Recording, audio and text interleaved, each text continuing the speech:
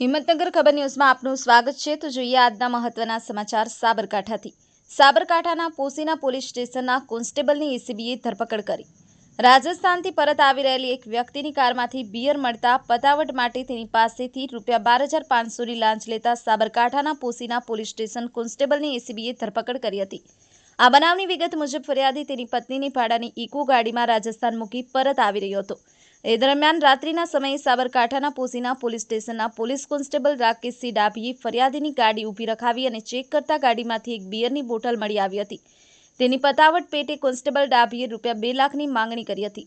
બાદમાં રક્ષકના અંતે ₹60,000ની માંગણી કરી હતી અને ગાડી લઈ જવા અને પૈસા નહીં આપે તો ફરિયાદી ઉપર દારૂનો કેસ કરવાનું કહ્યું હતું। તેણે ફરિયાદી પાસેથી તે સમયે ₹2,000 લઈ લીધા હતા। ત્યારબાદ બીજી વાર પોશીના બજારથી પોલીસ સ્ટેશન પકડી લાવી ફરિયાદી પાસેથી ₹4,000 ડાભીએ લઈ લીધા હતા અને ત્યારબાદ બીજા પૈસાના અવેજ પેટે ફરિયાદીનો મોબાઈલ લઈ લીધો હતો। જ્યારે પૈસા આપશે ત્યારે મોબાઈલ અને ઇકો ગાડી પરત કરશે તેમ ડાભીએ કહ્યું હતું।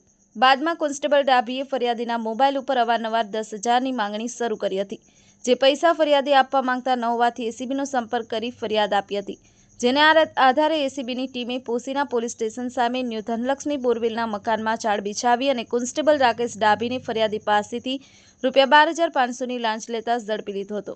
એડિટર ઝાકીર હુસેન મેમન, હિંમતનગર ખબર ન્યૂઝ, રમેશ સત્યની સાથે।